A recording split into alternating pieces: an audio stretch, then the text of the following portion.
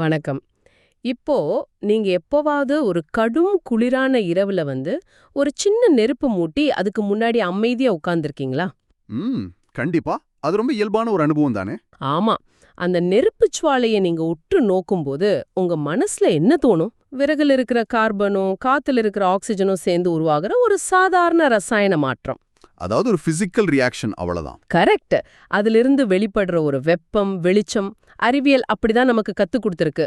கண்ணுக்கு தெரியறத மட்டும் வச்சு பார்க்கறது நமக்கு ரொம்ப பழக்கமான ஒண்ணு.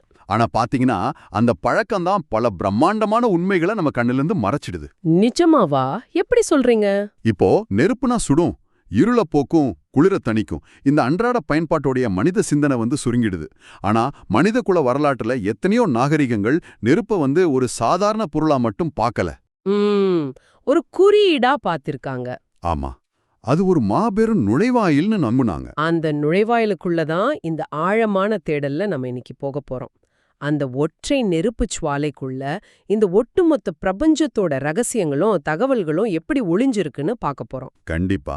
இது ரொம்ப சுவாரஸ்யமான பயணம். 19ஆம் நூற்றாண்டுல வாழ்ந்த வள்ளலார் தன்னோட அருட்பெருஞ்சோதி அகவல் குறிப்புகள்ல இத பத்தி ரொம்ப தெளிவா எழுதியிருக்காரு. அதாவது ஒரு மாபெரும் ப்ளூ பிரிண்ட் மாதிரி இல்லையா? கரெக்ட். நம்ம கிட்ட இப்போ இருக்கிற தரவு அந்த அகவல்ல இருக்கிற வெறும் 12 வரிகள் தான். 224 முதல் 227 வரையிலான வரிகள். வெறும் 12 வரிகள் தான். ஆனா அதுக்குள்ள இருக்கிற தத்துவம் ரொம்ப பெருசு. ஆமா. தீ அப்படிங்கிற அந்த ஒற்றை பூதத்துக்குள்ள ஒட்டுமொத்த பிரபஞ்சத்தோட ரகசியங்களும் எப்படி படிப்படியா கட்டமைக்கப்பட்டிருக்கு அப்படிங்கிற பரிணாம வளர்ச்சியே இந்த வரிகள் பேசுது. இதுல ரொம்ப கவனிக்க வேண்டிய விஷயம் என்னன்னா, இது ஏதோ ஒரு கவித்துவமான வர்ணனை கிடையாது.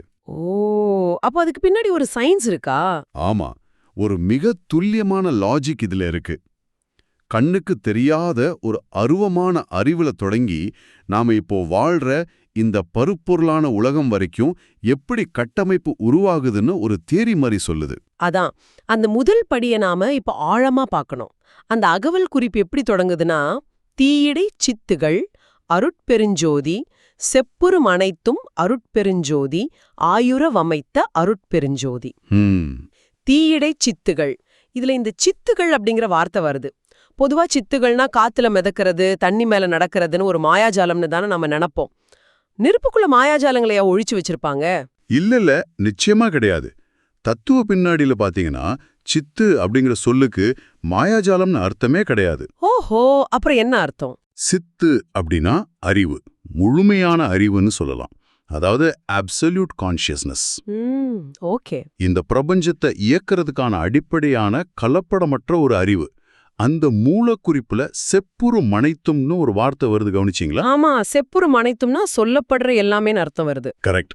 சொல்லப்படுற அத்தனை அறிவும் இந்த பிரபஞ்சத்தோட ரகசிய தகவல்களும் அந்த தீக்குள்ளதான் மிக சரியா அமைக்கப்பட்டிருக்குன்னு சொல்ல வராங்க. தீங்கிறது உஷ்ணம் கிடையாது, அது ஞானத்தோட இருப்பிடம். அட, இத நான் இப்போ இருக்கிற ஒரு மாடர்ன் டெக்னாலஜியோட பொருத்தி பார்க்கறேன். இத நாம ஒரு அதிநவீன சூப்பர் கம்ப்யூட்டரோட கோர் ப்ராசஸர் அப்புறம் அதோட டேட்டாபேஸ்னு சொல்லலாமா? நல்ல உதாரணம் தான், தொடர்ந்து சொல்லுங்க. இப்போ ஒரு கம்ப்யூட்டருக்குள்ள இருக்கிற ப்ராசஸர் பார்க்க ஒரு சின்ன சிலிகான் சிப் மாதிரி தான் இருக்கும். ஆனா அதுக்குள்ள தான் அந்த சிஸ்டத்தையே இயக்குற சாஃப்ட்வேர் அப்புறம் அத்தனை டேட்டாவும் கோடிங் பண்ணி வச்சிருப்பாங்க. ஆமா, கரெக்ட். அதே மாதிரி இந்த பிரபஞ்சத்தோட அத்தனை டேட்டாவும் இந்த தி அப்படிங்கிற மூலதாரத்துக்குள்ள கோடிங் செஞ்சு வைக்கப்பட்டிருக்கா.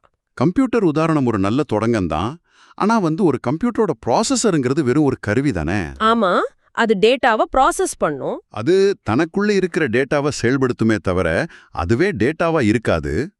ஆனா இந்த தத்துவம் என்ன சொல்லுதுன்னா, அந்த தீயே ப்ராசஸராவும் இருக்கு, அதுக்குள்ள இருக்கிற வெப்பமே டேட்டாவாவும் இருக்கு. ஓ, ப்ராசஸரும் அதுதான், டேட்டாவும் அதுதான். ஆமா, இதை நீங்க இன்னும் ஆழமா புரிஞ்சுக்க மனித மூளை எடுத்துக்கோங்க. உங்க மனசுல ஒரு புது ஐடியா உதிக்கும் போது அங்க என்ன நடக்குது? நியூரான்களுக்கு நடுவுல ஒரு சிக்னல் பாஸ் ஆகும், ஒரு எலக்ட்ரிக்கல் இம்பல்ஸ். கரெக்ட். அப்படி மின்சாரம் பாயும்போது அங்க மிக நுண்ணிய அளவுல வெப்பம் உருவாகுது. அறிவியல் படி பாத்தீங்கன்னா சிந்தனை அப்படிங்கறதே ஒரு விதமான வெப்ப ஆற்றல் தான். அடடா, அப்போ நம்ம சிந்தனையே ஒரு நெருப்பு தானா? அதேதான். அதே லாஜிக்க அப்படியே முழு பிரபஞ்சத்துக்கும் விரிச்சு பாருங்க. பிரபஞ்சத்தோட சிந்தனை, பிரபஞ்சத்தோட அறிவு எல்லாமே இந்த அடிப்படை தீயிலிருந்து தான் தொடங்குது.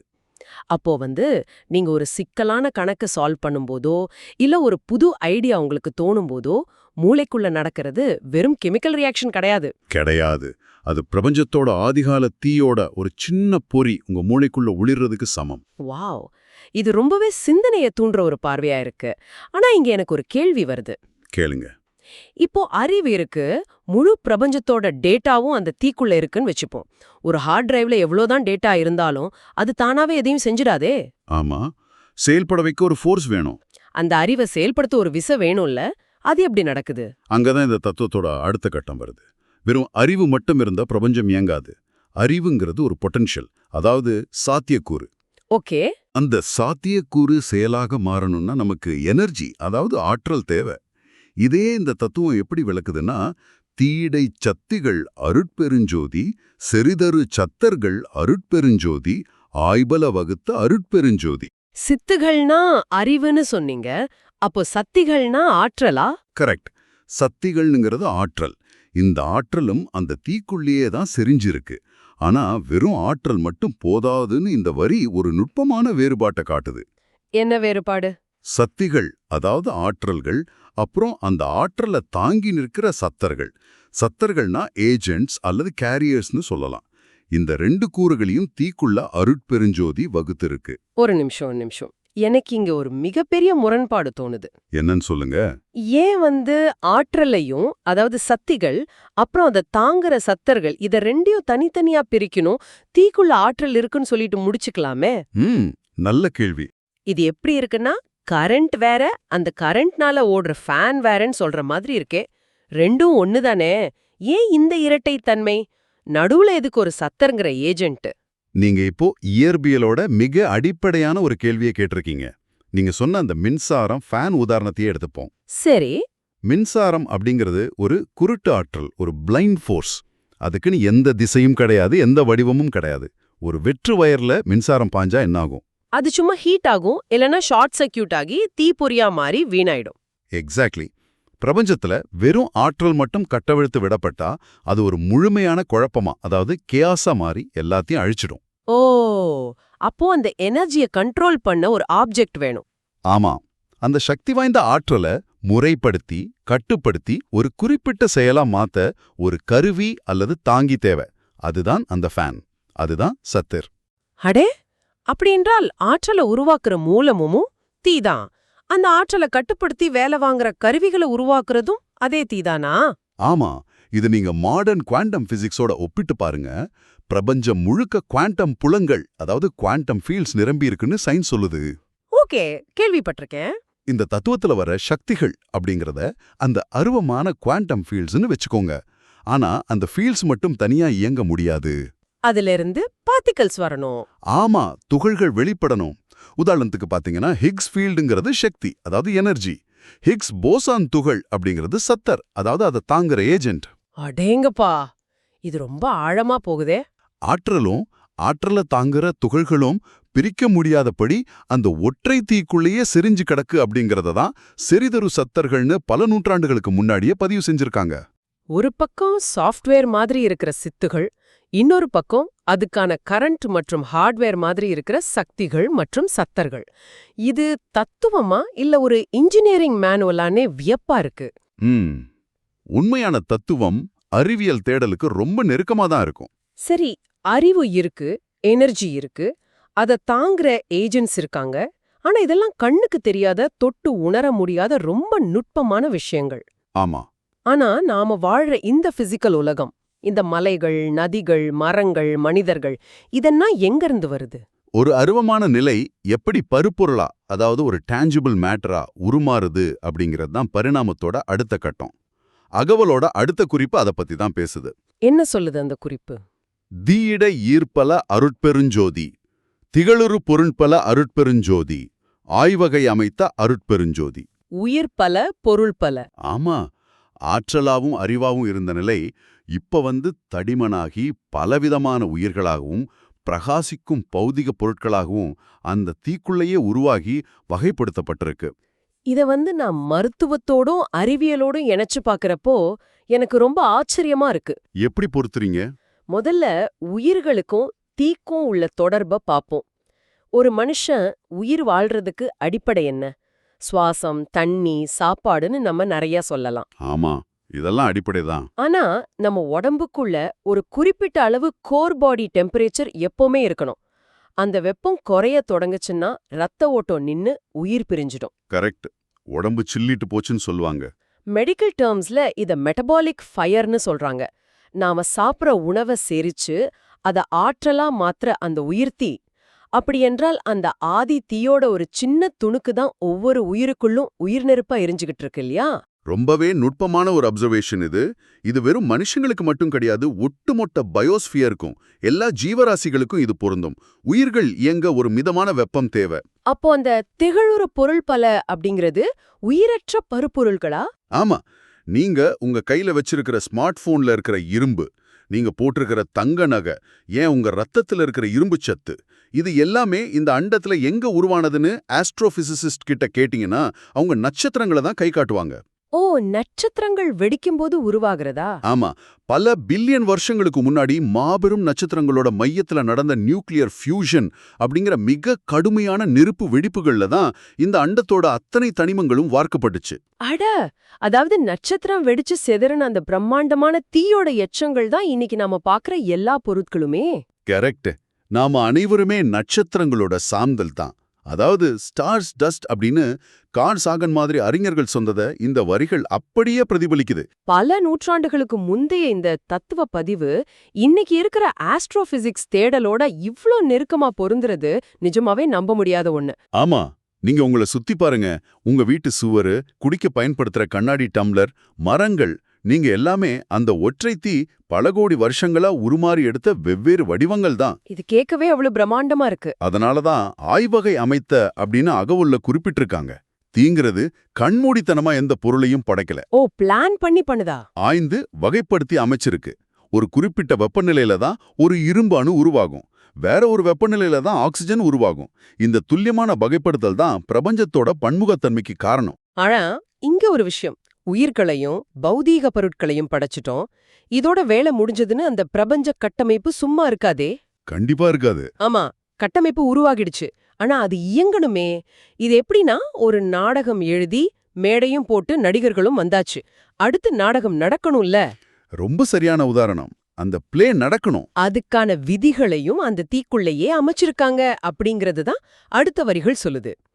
தீயிடை நிலைப்பல அருட்பெரும் ஜோதி, திகச் செயல் பல பயன் அருட்பெரும் ஜோதி, ஆய் பல வகுத்த அருட்பெரும் ஜோதி. நிலை, செயல், பயன். ஆமா, உயிர்களும் பொருட்களும் சும்மா இருக்கிறது கிடையாது. அதுக்கான வெவ்வேறு நிலைகள், அது செய்யற பிரகாசமான செயல்கள், அப்புறம் அந்த செயல்களால விளைகிற பல பயன்கள். இதை நீங்க எப்படி விளக்குவீங்க? இது பிரபஞ்சத்தோட இயக்கவியல், அதாவது டைனாமிக்ஸ், அப்புறம் கர்ம விதி, லா ஆஃப் காசாலிட்டி பத்தி பேசுது. பிரபஞ்சத்துல எதுவுமே தேங்கி நிக்கிறது கிடையாது, ஸ்டாட்டிக்கா எதுவுமே இல்ல, எல்லாமே இயங்கிக்கிட்டு தான் இருக்கு. பூக்கிறது அதோட செயல், ஆக்ஷன். ஓகே, அப்போ அதோட கனிதான் பயனா? கரெக்ட். அந்த மரம் நமக்கு பழம் தர்றதோ இல்ல இன்னொரு விதைக்கு காரணமா ஆகுறதோ அதோட பயன், அதாவது அவுட்கம். இது வெறும் மரத்துக்கு மட்டும் இல்ல, மனிதர்களுக்கும் அண்டவெளியில இருக்கிற கிரகங்களுக்கும் பொருந்தும். நட்சத்திரங்களுக்கும் பொருந்தும் சொல்றீங்க? ஆமா, ஒரு நட்சத்திரம் உருவாகிறது ஒரு நிலை, அது ஒளிய உமிழ்வது அதோட செயல், அது வெடிச்சு புது கிரகங்களை உருவாக்குறது அதோட பயன். இந்த நிலை, செயல், பயன் அப்படிங்கிற சங்கிலி தொடர் ஏதோ தற்செயலா ரேண்டமா நடக்கிறது கிடையாது. இது எல்லாத்தையும் அந்த தீக்குள்ள இருக்கிற அறிவே முன்கூட்டியே வகுத்துருச்சு. ஒரு நிமிஷம். இங்க நான் உங்களை சற்று தடுத்து ஒரு கடினமான கேள்வியை கேட்க போறேன். தாராளமா கேளுங்க. இது கொஞ்சம் ஆபத்தான தத்துவ எல்லையை தொடுது. நீங்க சொல்றத பார்த்தா நிலை, செயல், பயன் எல்லாமே இந்த தீ அப்படிங்கிற கட்டமைப்புக்குள்ள ஏற்கனவே வகுக்கப்பட்டுடுச்சுன்னு சொல்றீங்க. ஆமா, வகுக்கப்பட்டிருக்கு. அப்போ என் செயல்கள், அதோட விளைவுகள் எல்லாமே முன்கூட்டியே எழுதப்பட்ட ஒண்ணா? இது மனிதர்களோட சுதந்திரமான செயல்பாட்டை, அதாவது ஃப்ரீவில்ல கேள்விக்குள்ளாக்குது. புரியுது நீங்க எங்க வரீங்கன்னு. நான் என்ன முடிவெடுக்கணும், என்ன படிக்கணும், யாரை சந்திக்கணும் அப்படிங்கறத நான் சுதந்திரமா தீர்மானிக்கிறேன்னு தான் நான் நினைக்கிறேன். ஆனா நடக்கிறது எல்லாம் அந்த ஆதி தீயோட திட்டப்படியே நடக்குதுன்னா மனித முயற்சியோட அர்த்தம் தான் என்ன? ஒரு ரோபோக்கும் மனுஷனுக்கும் என்ன வித்தியாசம்? இது அறிவியல்லையும் சரி தத்துவத்திலையும் சரி பலகாலமா நீடிக்கிற ஒரு ஆழமான விவாதம். Determinism versus free will. ஆமா. ஆனா இந்த வரிகளை நாம பிழையா புரிஞ்சுக்க கூடாது. திகழ்ச்செயல் பலபயன் ஆய்பல வகுத்த அப்படிங்கிறது நீங்க இன்னைக்கு காலையில என்ன இட்லி சாப்பிடுவீங்களா தோசை சாப்பிடுவீங்களான்னு அந்த தீ முடிவு செஞ்சு வச்சிருக்குன்னு அர்த்தம் கிடையாது. அப்போ என்ன அர்த்தம்? மாறா நீங்க ஒரு குறிப்பிட்ட செயல் செஞ்சா அதுக்கான பயன் என்னவா இருக்கும் அப்படிங்கிற அந்த இயற்பியல் மற்றும் கர்ம விதிய அதாவது அல்காரிதம் ஆஃப் ரியாலிட்டி அதை வகுத்திருக்குன்னு பொருள். ரூல்ஸ செட் பண்ணிடுச்சு. ஆமா, நீங்க நெருப்புல கை வச்சா சுடும் அப்படிங்கறது முன்கூட்டியே வகுக்கப்பட்ட விதி. ஆனா நெருப்புல கை வைக்கணுமா வேண்டாமா அப்படிங்கறத முடிவு செய்யறது உங்க ஃப்ரீவில், உங்க சுதந்திரம். ஆஹா, எனக்கு புரியுது. இத ஒரு சிக்கலான வீடியோ கேம் இல்லனா ஒரு செஸ் விளையாட்டு மாதிரி பார்க்கலாமா? எப்படி சொல்றீங்க? இப்போ செஸ் விளையாட்டுல போர்டு எப்படி இருக்கணும், காய்கள் எப்படி நகரணும் அப்படிங்கிற ரூல்ஸ விளையாட்டை உருவாக்குனவர் எழுதிட்டாரு. அதாவது தீ வகுத்துடுச்சு. கரெக்ட். ஆனா எந்த காயை எந்த நேரத்துல நகர்த்தணும் அப்படிங்கறது என் கையில தானே இருக்கு. உங்க செஸ் உதாரணம் ஓரளவுக்கு சரிதான். ஆனா அது இன்னும் கொஞ்சம் ஆழமா பார்க்கணும். செஸ் விளையாட்டுல நீங்க போர்டுக்கு வெளியே இருந்து விளையாடுறீங்க. ஆனா அந்த பிரபஞ்ச விளையாட்டுல நீங்களும் அந்த தீயோட ஒரு பகுதி தான். ஓ, நாமே அந்த கேம்குள்ள தான் இருக்கோம். ஆமா, உங்க செயலும் அந்த தீயோட வெளிப்பாடு தான். கேஸ் தியரின்னு அறிவியல்ல சொல்லுவாங்க. அதாவது அமேசான் காட்டுல ஒரு வண்ணத்து பூச்சி சிறகடிச்சா அது உலகத்தோட இன்னொரு மூலையில ஒரு புயலை உருவாக்கலாம். Butterfly effect. அதேதான், அந்த வண்ணத்து பூச்சியோட சுதந்திரமான செயல் தற்செயலா ஒரு மாபெரும் விளைவை உருவாக்குது. ஆனா அந்த சிறகடிப்போட ஆற்றல் எப்படி புயலா மாறுது அப்படிங்கிற அந்த வழிமுறைய தெர்மோடைனாமிக்ஸ பிரபஞ்ச தீ ஏற்கனவே வகுத்து வச்சிருக்கு. ரொம்ப தெளிவா சொல்லிட்டீங்க. உங்க செயல்கள் உங்களுடையதுதான். ஆனா அந்த செயல்களுக்கான விளைவுகளை நிர்வகிக்கிற கட்டமைப்பு அந்த தீயினுடையது. என்ன ஒரு பிரமிப்பான பயணம் இது! கண்ணுக்கு தெரியற ஒரு சாதாரண நெருப்புல தொடங்கி நம்ம பிரம்மாண்டத்தோட ஆழத்துக்கே போயிட்டோம். இத மொத்தமா தொகுத்து பாப்போம். சொல்லுங்க. எந்த விதமான வடிவமும் இல்லாத தூய அறிவு சித்துகள், அந்த அறிவை செயல்படுத்துற ஆற்றல் மற்றும் கருவிகள், சக்திகள் மற்றும் சத்தர்கள். அதன் மூலமா உருவான பௌதிக உலகம் மற்றும் உயிர்கள் மற்றும் பொருள்கள். இறுதியா அந்த உயிர்கள் இயங்குறதுக்கான காரணம், செயல் விளைவு அப்படிங்கிற முடிவற்ற விதிகள், நிலை, செயல், பயன். சரியா சொன்னீங்க. இது எல்லாத்தையும் தீ அப்படிங்கிற ஒற்றை புள்ளியில இணைச்சிருக்கிற அந்த பார்வைய நினைச்சாலே மெய்சில் இருக்குது. நாம பிரபஞ்சத்திலிருந்து தனித்து விடப்பட்டவங்க கிடையாது. கண்டிப்பா இல்ல. நமக்கு உள்ளே இருக்கிற வெப்பமும் நட்சத்திரங்களோட ஒளியும் நம்ம அறிவும் நம்ம செயல்களும் எல்லாம் அந்த ஒரே மூலாதாரத்திலிருந்து வந்ததுதான். உண்மை. இந்த முழுமையான இணைப்ப அதாவது இன்டர் கனெக்டட்னஸை உணர்றது தான் உண்மையான ஞானம். ஆனா இந்த ஆழமான உரையாடலை நிறைவு செய்யறதுக்கு முன்னாடி இயற்பியலோடு ஒரு கோட்பாட்டை கொண்டு வந்து உங்ககிட்ட ஒரு பெரிய கேள்வியை நான் விட்டுட்டு போக விரும்புறேன். ஓ, சொல்லுங்க. கேக்குறவங்களுக்கும் அது ஒரு நல்ல சிந்தனையா இருக்கும். இந்த பிரபஞ்சத்துல இருக்கிற எல்லாமே தீயில இருந்து தான் தோன்றுச்சு. அந்த தீக்குள்ள தான் அத்தனை அறிவும் இருக்குன்னு நாம பார்த்தோம். ஆனா நவீன இயற்பியல் அதாவது தெர்மோடைனாமிக்ஸ் என்ன சொல்லுது தெரியுமா? என்ன சொல்லுங்க? இந்த பிரபஞ்சம் விரிவடைஞ்சுக்கிட்டே போகுது. விரிவடைய அதோட வெப்பம் குறைஞ்சிக்கிட்டே வருது. பல பில்லியன் வருஷங்களுக்கு அப்புறம் பிரபஞ்சத்தோட அத்தனை நட்சத்திரங்களும் எரிஞ்சு முடிஞ்சு முழு பிரபஞ்சமும் குளிர்ந்து உறைஞ்சிடும்னு விஞ்ஞானிகள் கணிக்கிறாங்க. இத heat death of the universe இல்லனா த பிக் ஃப்ரீஸ்னு சொல்லுவாங்க. அட கடவுளே, இது கொஞ்சம் திகிலுற்ற சிந்தனையா இருக்கே. ஆமா. அப்போ ஆதித்தியோட வெப்பம் முழுமையா குளிர்ந்து போற அந்த இறுதி நாள்ல அதுக்குள்ள சேமிச்சு வைக்கப்பட்டிருந்த அந்த மாபெரும் பிரபஞ்ச அறிவும், அதாவது சித்துகள் அப்புறம் அந்த ஆற்றலும் என்னவாகும்? அறிவோட இருப்பிடமே அழிஞ்சிடுமா? இல்லன்னா அந்த தீ வேற ஒரு பரிமாணத்துக்கு உருமாறி புதியதொரு பிரபஞ்சத்தை உருவாக்க காத்துக்கிட்டு இருக்குமா? இதுதான் ஆக பெரிய புதிர். அறிவியலும் சரி தத்துவமும் சரி இன்னமும் அந்த இறுதி விடைய தேடிக்கிட்டு தான் இருக்கு. இத கொஞ்சம் நிதானமா யோசிச்சு பாருங்க. என்றோ ஒரு நாள் இந்த மாபெரும் பிரபஞ்ச நெருப்பு அணையக்கூடும். ஆமா. அதுக்கு இடையில அடுத்த முறை உங்க வீட்டு சமையலறையில எரியிற அடுப்பு நெருப்பையோ இல்ல காத்துல ஆழ்ற ஒரு சின்ன மெழுகுவர்த்தி வெளிச்சத்தையும் நீங்க பாக்கும்போது அத வெறும் வெப்பமா மட்டும் கடந்து போயிடாதீங்க. கண்டிப்பா அது ஒரு சாதாரண வெளிச்சம் கிடையாது. அந்த சின்ன சுடருக்குள்ள பல கோடி வருஷங்களுக்கு முன்னாடி தோன்றின பிரபஞ்சத்தோட ரகசிய குறியீடுகள் ஒளிருது. உங்க சொந்த சிந்தனையோட மூலமோ அங்கதான் நடனமாடுது அப்படிங்கறத நினைவுல வச்சுக்கோங்க. அந்த சுடருக்குள்ள இருக்கிற அறிவு ஒருவேளை உங்களையே உற்று நோக்கிட்டு இருக்கலாம். அருமையான பதிவு. இந்த நுணுக்கமான அலசல் நிச்சயமா உங்களுக்கு ஒரு புதிய பார்வையை கொடுத்திருக்கோன்னு நம்புறோம். மீண்டும் சந்திப்போம்.